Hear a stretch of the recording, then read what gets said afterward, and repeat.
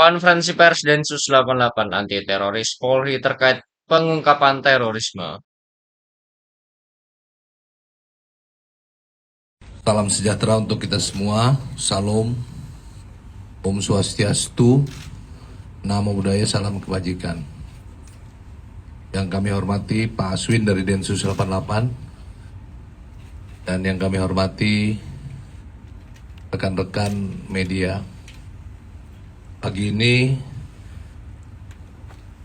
akan disampaikan rilis terkait dengan penegakan hukum terhadap beberapa tersangka tindak pidana terorisme khususnya di bulan Oktober 2023. Beberapa waktu yang lalu telah kami sampaikan ya, dan juga banyak rekan-rekan menanyakan penangkapan terhadap tersangka teroris ini. Terakhir saya sampaikan ada 27 di beberapa tempat ya. Ada di Jawa Barat, ada di wilayah DKI, ada di Kalimantan Barat dan lain-lain. Nah, hari ini hadir langsung Kombes Aswin dari Densus 88 akan menyampaikan secara detail terkait berapa tersangka yang telah ditangkap. Kemudian tentu akan ditanya oleh teman-teman begitu masifnya dan begitu seriusnya Densus 88 melakukan pencegahan dan penindakan terhadap tindak pidana terorisme. Tentu ini harus kita sampaikan. Kenapa? Bahwa Densus 88 anti teror Polri selalu dan senantiasa tidak ada batasan waktu sepanjang masa melakukan tindakan baik pencegahan maupun penindakan terhadap tindak pidana terorisme. Tindakan yang dilakukan dengan pola preemptif dan preventive strike ya. Apakah ada kaitannya dengan pemilu 2024? Saya sampaikan bahwa sekecil apapun yang akan menjadi ancaman gangguan menghadapi pemilu 2024 harus kita cegah, harus kita tindak, termasuk ancaman tindak pidana terorisme di tanah air yang akan mengganggu jalannya pemilu 2024 nanti. Untuk menyingkat waktu, kami persilakan Pak Aswin dari Densus 88 memberikan penjelasan. Waktu dan tempat kami persilakan.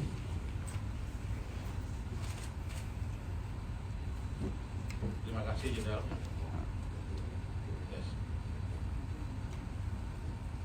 Ya. Terima kasih, Jenderal. Selamat pagi. Assalamualaikum warahmatullahi wabarakatuh. Yang saya hormati Bapak Karopenmas, rekan-rekan media semua. Benar bahwa Densus 88 telah melakukan serangkaian tindakan pengamanan dengan menangkap beberapa tersangka pelaku tindak pidana terorisme selama bulan Oktober 2023, yaitu sejumlah 59 orang. 59 orang yang berasal dari kelompok-kelompok Jamaah Islamiyah, Jamaah Ansor Daulah maupun dari Ansor Daulahnya ya. Struktur penegakan hukum dilakukan dari awal bulan, dari tanggal 2 sampai dengan tanggal 23, dan kemudian ada yang kemarin rekan-rekan mendapatkan informasi tanggal 27-28 sebanyak 27 orang, kemudian dilanjutkan lagi oleh anggota Densus pengembangan sehingga jumlahnya menjadi 40 orang. Ini kita bagi jadi dua kelompok untuk penjelasan saja, dua kategori ya, bukan kelompok.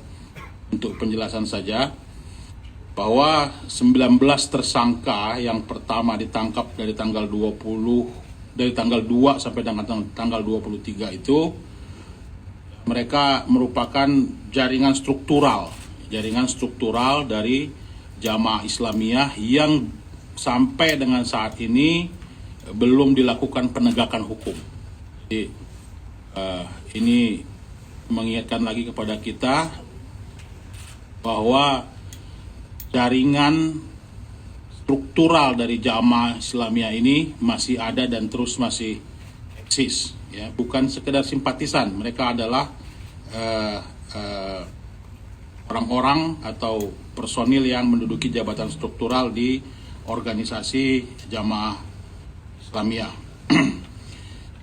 Dari 19 orang tersebut, 1 orang ditangkap di Sumatera Barat, 1 orang di Jawa Barat, 5 orang di Sumatera Selatan, 4 orang di Lampung, 1 di Kalimantan Barat, dan 7 di NTB, Nusa Tenggara Barat. Ini 19 orang yang kategori pertama yang kita tangkap berkaitan dengan aktivitas mereka selaku anggota struktural kelompok Jamaah Islamiyah yang aktif menyebarkan propaganda terorisme dan materi-materi radikal baik secara media sosial maupun pelatihan-pelatihan fisik, ya, jadi pertemuan atau pelatihan fisik yang dilakukan oleh mereka, ya, baik yang Jamaah Islamiyah, Jamaah Ansor. Nah, ini yang kategori kedua adalah 40 orang. 40 orang tersangka, ya, merupakan kelompok CAD pimpinan AO, ya, pimpinan AO yang menjadi pendukung Daulah Islamiyah atau ISIS. Mereka merupakan pendukung ISIS. 40 orang tersebut 40 orang tersebut terdiri dari 23 orang ditangkap di wilayah Jawa Barat, dan 11 di wilayah DKI Jakarta, 6 di Sulawesi Tengah. Jadi saya ulangin lagi, 23 orang di Jawa Barat, 11 orang di DKI Jakarta, dan 6 orang di Sulawesi Tengah.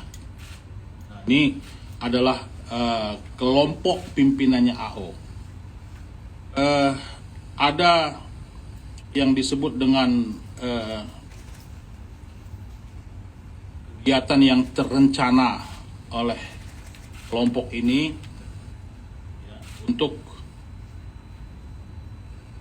menggagalkan atau untuk mengganggu jalannya pesta demokrasi pemilu.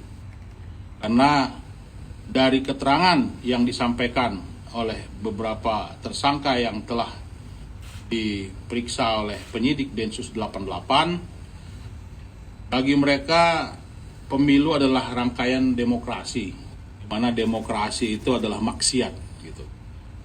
Demokrasi ini adalah sesuatu yang melanggar hukum bagi mereka, sehingga ada keinginan untuk menggagalkan atau untuk mengganggu jalannya proses pesta demokrasi tersebut.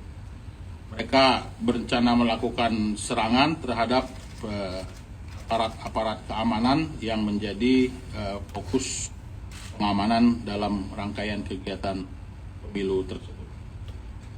Bersama dengan itu telah dilakukan penggeledahan dan penyitaan terhadap barang bukti berupa 1 pucuk senjata api AK-47, kemudian amunisi, banyak amunisi, magazin, kemudian banyak beberapa senjata lainnya, termasuk yang PCP itu yang dipakai untuk latihan, ya, senapan angin, kemudian senjata tajam, kemudian 1 pucuk senjata revolver beserta 17 amunisi untuk revolver, kemudian Densus juga menyita bahan-bahan kimia untuk pembuatan bahan peledak ya, seperti belerang, kemudian garam Himalaya yang ini biasanya dipakai untuk mengganti HCl yang untuk bahan peledak, dan beberapa banyak materi cetakan buku yang digunakan sebagai bahan atau alat propaganda mereka. Saya kira sebagai peringatan bagi mereka bahwa Densus 88 seperti tadi disampaikan tidak mentolerir ancaman sekecil apapun terhadap keamanan dalam negeri kita, apalagi dalam situasi menjelang atau dalam rangkaian pesta demokrasi pemilu hari ini. Dan yang kedua, mohon izin menambahkan Jenderal, ini ada merupakan bagian dari informasi ya untuk kita bahwa dengan terjadinya beberapa konflik global di dunia ini, jangan sampai masyarakat terbawa-bawa untuk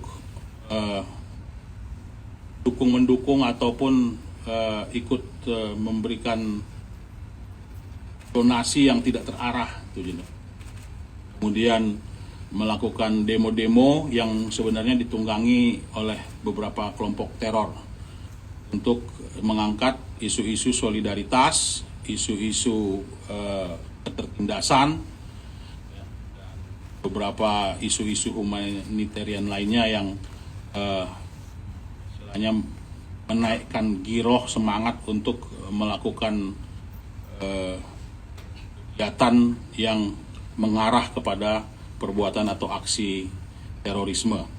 Ini kita semua mengharapkan kondisi keamanan dalam negeri yang kondusif ini tetap dapat terjaga, dan Densus 88 sekali lagi tidak pernah berhenti untuk terus melakukan pengawasan atau monitoring terhadap aktivitas kelompok-kelompok teror ini, baik secara jaringan maupun individu-individunya. Saya kira untuk pembukaan mungkin demikian, nanti mungkin ada tanya jawab, kami siap untuk tambahannya. Baik, terima kasih Pak Aswin. Ada beberapa penjelasan yang telah Aswin sampaikan, termasuk himbauan terhadap masyarakat ya, agar tidak mudah terprovokasi ataupun terpengaruh dengan isu-isu global atau internasional, sehingga mendukung yang tidak terarah. Jadi mendukung yang terarah yang boleh, yang jelas berarti, tapi jangan sampai ada kelompok-kelompok yang mungkin ditunggangi oleh kelompok-kelompok jaringan teroris memanfaatkan isu-isu ini.